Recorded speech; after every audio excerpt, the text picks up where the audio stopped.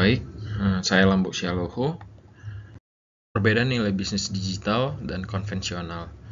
Menurut sumber nilai, digital nilai terbentuk dari data, pengalaman pengguna, kecepatan layanan, dan jaringan. Skalabilitas tinggi karena proses banyak yang otomatis, seperti iklan, katalog, pembayaran, logistik. Konvensional itu nilai lebih banyak bertumpu pada lokasi, stok fisik, dan interaksi tatap muka. Skalabilitas cenderung linear, butuh cabang atau toko, sumber daya manusia tambahan, biaya sewa.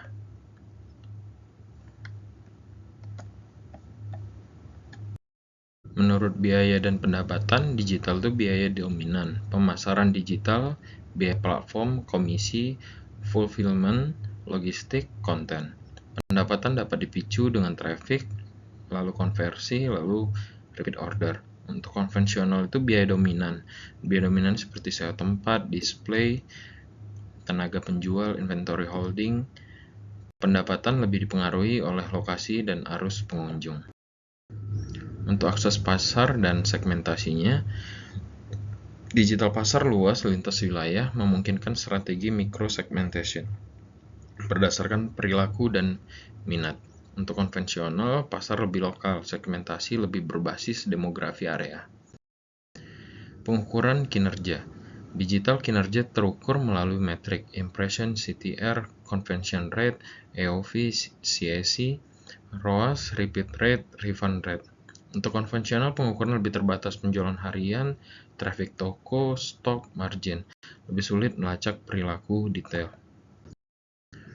Untuk klasifikasi bisnis digital, klasifikasi jenis ini yang saya ambil dari posisi BioProject UMKM. E-commerce jualan produk via kanal online. Platformnya itu adalah mempertemukan penjual pembeli. Platform mengatur traffic dan transaksi. Untuk social commerce-nya penjual melalui media sosial dan live.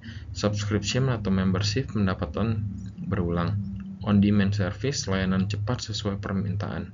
Digital marketing atau affiliate, pendapatan dari komisi rujukan. Untuk klasifikasi bisnis digital, tipe utama e-commerce sellers dalam ekosistem platform marketplace. Karakter operasionalnya adalah bergantung pada fitur platform, pencarian, rekomendasi, voucher, gratis ongkir, iklan. Keunggulan kompetitif ditentukan oleh produk, konten, harga, kecepatan layanan, dan reputasi. Strategi produk toko fashion yaitu produk dan diferensiasi. Fokus pada kejelasan proposisi nilai, gaya atau segmen, misalnya casual, formal, syar'i, office look. Bahan dan ukuran, size chart, presisi, detail kain, ketebalan. Untuk value for money-nya, ada harga yang tertera, perlu menjualkan, worth it nggak? Variasi produk harus seimbang, terlalu banyak SKU sehingga biaya stok dan kompleksitas. Terlalu sedikit SKU-nya, sulit menangkap demand. Konten sebagai etalase, content driven commerce. Foto dan deskripsi berfungsi sebagai pengganti atau mencoba langsung. Elemen konten yang mempengaruhi konversi, foto depan belakang, zoom bahan, real pitch, video pendek, size chart, dan panduan tinggi atau berat modal. Copywriting berbasis manfaat, nyaman, jatuhnya bagus, tidak menerawang, dan review-reviewnya.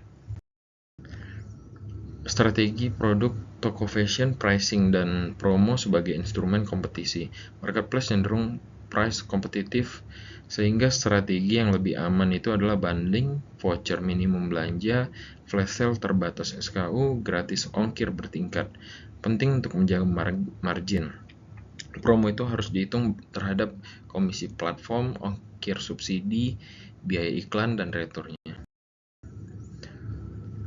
Untuk keunggulan transformasi digital, keunggulannya itulah skalabilitas pasar digital. Transformasi digital memungkinkan bisnis memperluas pasar dan meningkatkan penjualan tanpa membuka toko fisik. Keputusan berbasis data, pengambilan keputusan menjadi lebih akurat melalui analisis data pencarian, klik dan konversi pelanggan. Otomasi proses bisnis. Integrasi pembayaran, pengiriman, dan notifikasi otomatis mengurangi biaya serta memperkuat reputasi lewat rating dan ulasan digital. Untuk resiko dan mitigasi digitalnya, ketergantungan pada platform digital. Bisnis seringkali sangat bergantung pada platform digital yang dapat berubah algoritma, biaya, serta kebijakan secara tiba-tiba. Disertifikasi saluran penjualan. Membangun channel tambahan seperti WhatsApp dan Instagram dapat meminimalisir risiko tanpa meninggalkan marketplace utama. Persaingan tinggi dan diferensiasi. Persaingan menyebabkan margin turun dan produk mudah ditiru. Diferensiasi dengan quality control, konten kreatif, dan layanan cepat adalah solusi utama. Risiko dan mitigasi digital. Risiko operasional digital, keterlambatan pengiriman bisa menurunkan rating dan meningkatkan retur. SOP, packing, dan cut-off time penting untuk mencegah hal ini. Kontrol stok real time. Kontrol stok real time membantu mengurangi risiko keterlambatan dan memastikan ketersediaan produk bagi pelanggan. Mitigasi risiko, kepercayaan. Transparansi detail, foto produk asli, dan kebijakan retur jelas mengatasi komplain ukuran, mismatch foto, dan ulasan buruk. Baik, sekian dari saya. Terima kasih.